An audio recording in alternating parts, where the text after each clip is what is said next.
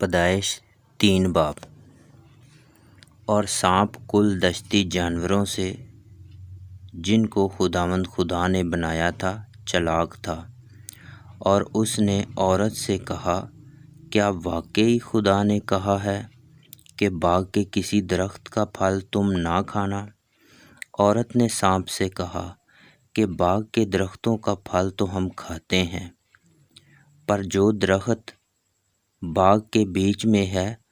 اس کے پھل کی بابت خدا نے کہا ہے کہ تم نہ تو اسے کھانا اور نہ اسے چھونا، ورنہ مر جاؤ گے۔ تب سانپ نے عورت سے کہا کہ تم ہرگز نہ مرو گے،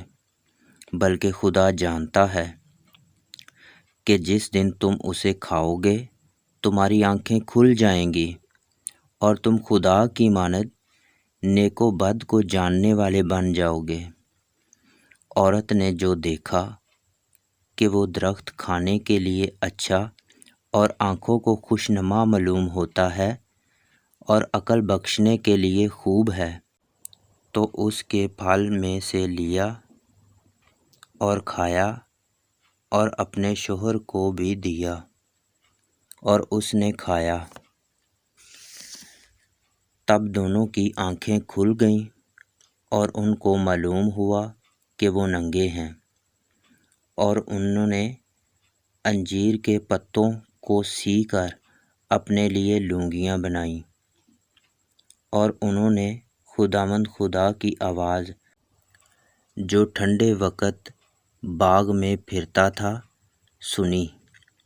اور آدم اور اس کی بیوی نے آپ کو خداوند خدا کے حضور سے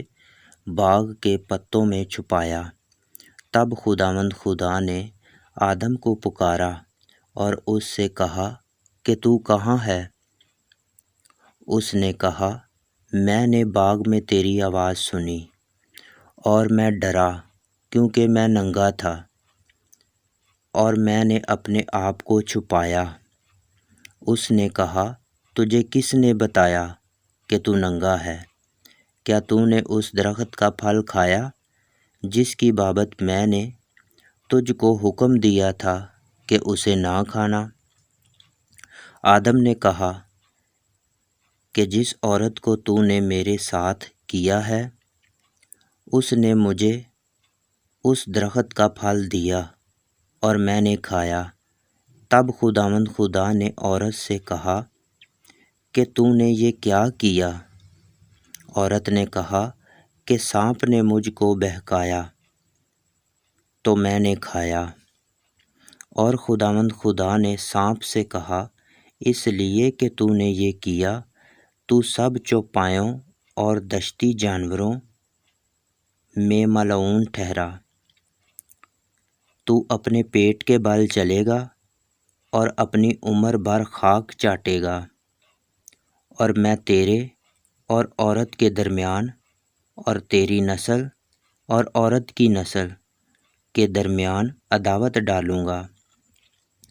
وہ تیرے سر کو کچلے گا اور تو اس کی ایڑی پر کاٹے گا۔ پھر اس نے عورت سے کہا کہ میں تیرے درد حمل کو بہت بڑھاؤں گا، تو درد کے ساتھ بچے جنیں گی اور تیری رغبت اپنے شوہر کی طرف ہوگی اور وہ تجھ پر حکومت کرے گا۔ اور آدم سے اس نے کہا، چونکہ تو نے اپنی بیوی کی بات مانی اور اس درخت کا پھل کھایا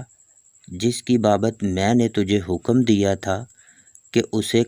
نہ کھانا، اس لیے زمین تیرے سبب سے لعنتی ہوئی، مشقت کے ساتھ تو اپنی عمر بھر اس کی پیداوار کھائے گا، اور وہ تیرے لیے کانٹے اور اونٹ کٹارے اگائے گی، اور تو کھیت کی سبزی کھائے گا، تو اپنے منہ کے پسینے کی روٹی کھائے گا جب تک کہ زمین میں تو پھر لوٹ نہ جائے، اس لیے کہ تو اس سے نکالا گیا، کیونکہ تو خاک ہے اور خاک میں پھر لوٹ جائے گا۔ اور آدم نے اپنی بیوی کا نام حوا رکھا، اس لیے کہ وہ سب زندوں کی ماں ہے، اور خداوند خدا نے آدم اور اس کی بیوی کے واسطے چمڑے کے کرتے بنا کر ان کو پہنائے۔ اور خداوند خدا نے کہا، دیکھو، انسان نیک و بد کی پہچان میں ہم میں سے ایک کی مانند ہو گیا ہے،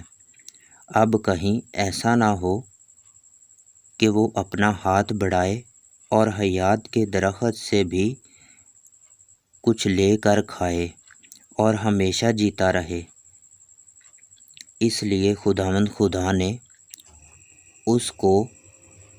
باغ عدن سے باہر کر دیا تاکہ وہ اس زمین کی جس میں سے وہ لیا گیا تھا کھیتی کرے۔ چنانچہ اس نے آدم کو نکال دیا اور باغ عدن کے مشرق کی طرف کروبیوں کو